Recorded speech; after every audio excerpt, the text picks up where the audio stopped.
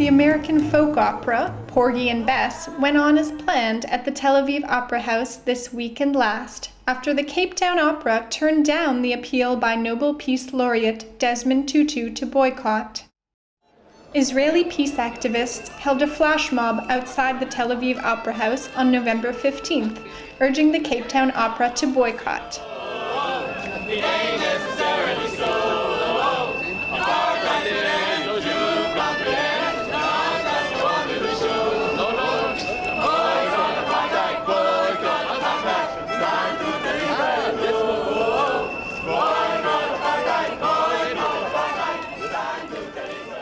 The activists wanted to highlight the realities of racial segregation in Israel and the occupied Palestinian territories, using their own lyrics to the tune of Summertime, and It Ain't Necessarily So, from Gershwin's 1930s opera.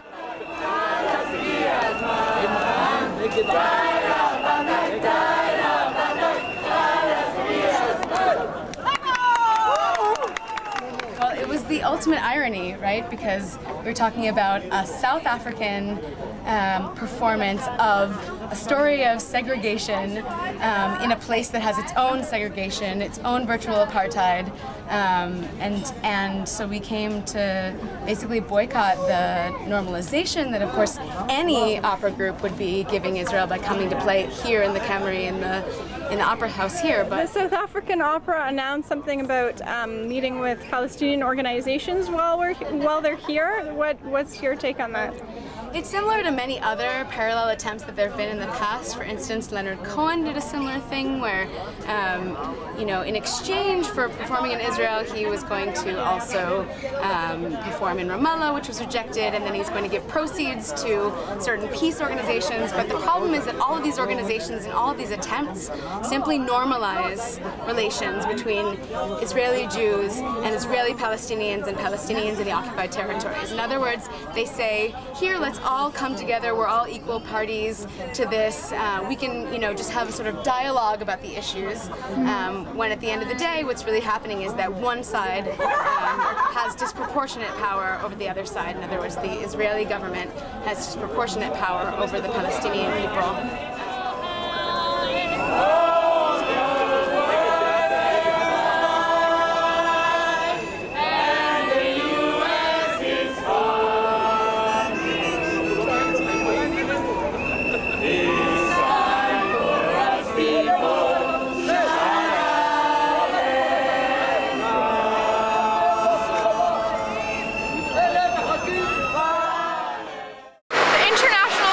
Boycott of Israel and its illegal settlements in the West Bank is picking up steam.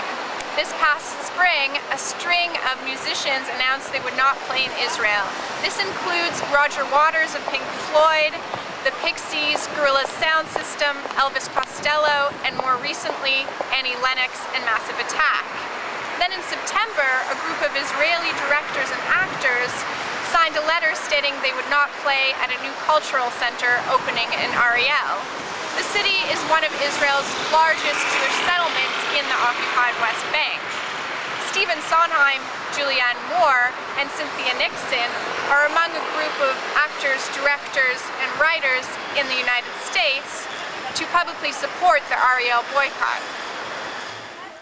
The cultural boycott, part of the Palestinian call for boycott, divestment, and sanctions against Israel, aims to force Israel to end its oppression of the Palestinians and comply with international law.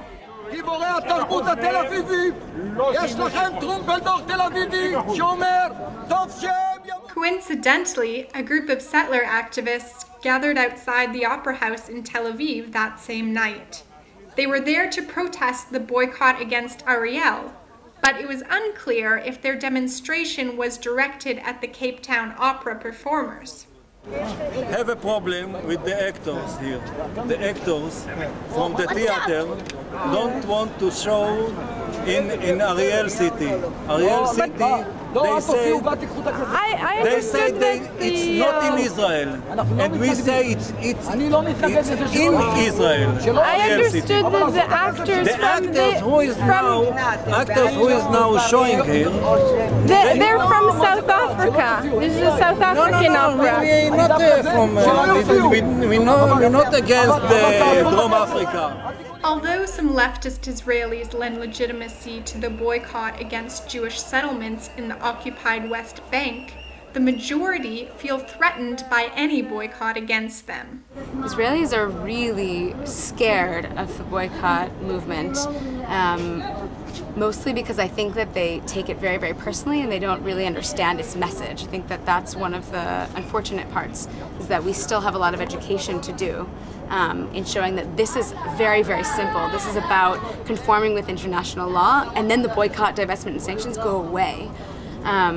But you know, there are even efforts now to prohibit by law any kind of support or assistance to the boycott, divestment, and sanctions movement. So the law creates a civil wrong, a tort, in other words, a way to sue someone for any kind of initiation of, encouragement of, provision of information, or other assistance to the boycott.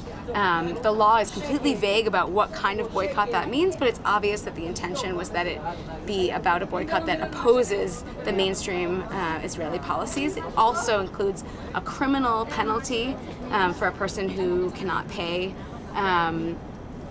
The law is dangerous, though. I mean, it supposedly is aimed just at boycott very specifically, but it actually could have ramifications for any kind of human rights activity, any kind of support of Palestinian human rights.